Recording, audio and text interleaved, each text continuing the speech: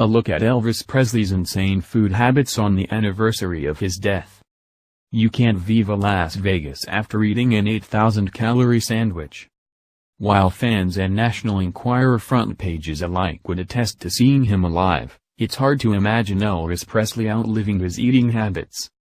Instilled in him during his Southern upbringing and fueled by sudden wealth, the King's diet aided such ailments as high blood pressure, an enlarged colon and heart disease.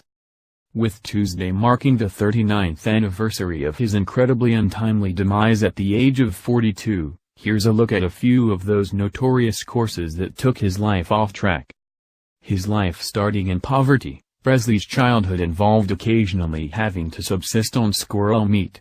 As such, food became the Tupelo, Mississippi-born musician's sole pleasure after he found fame and fortune, according to the BBC documentary The Burger and the King.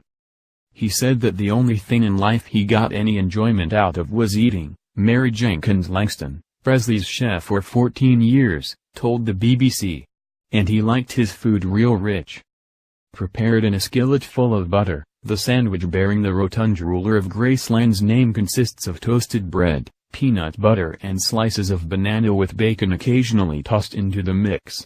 Langston would recall that he'd request the dish for breakfast, at 2 in the morning and any time in between. Another hit single from his food discography was The Fool's Gold Loaf.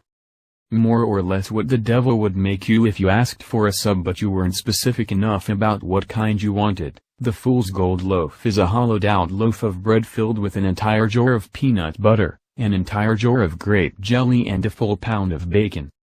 Presley and friends reportedly took a private jet to the home of this hellmouth hoagie, the Denver-based restaurant The Colorado Mine Company, to buy 30 FGLs and down each and every one with champagne before heading home.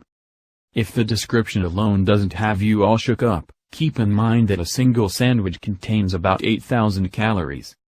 Meatballs wrapped in bacon. Known in some circles as Elvis Party meatballs, these chunks of chow answer the question commoners were once too afraid to ask: what if we wrapped meat with more meat?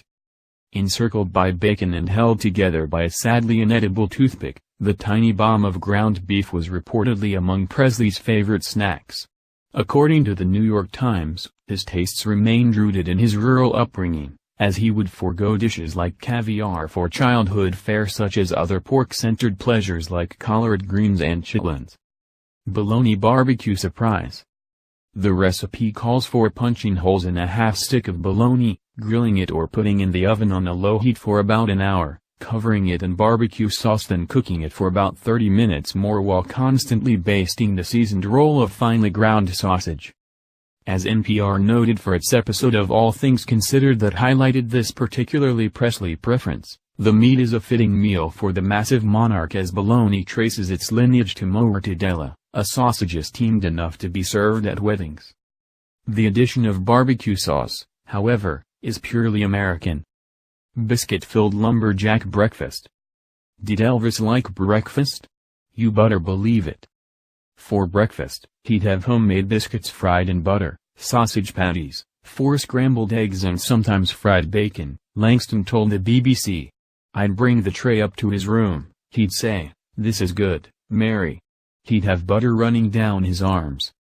Occasionally, Langston would go a different route that saw a couple of Presley's breakfast favorites combined into a single baseball-sized dish consisting of a biscuit fried in butter then packed with sausage. You could say the food was perfect for putting on some blue suede shoes and being on the go, but he often just stayed in bed to eat, no footwear required.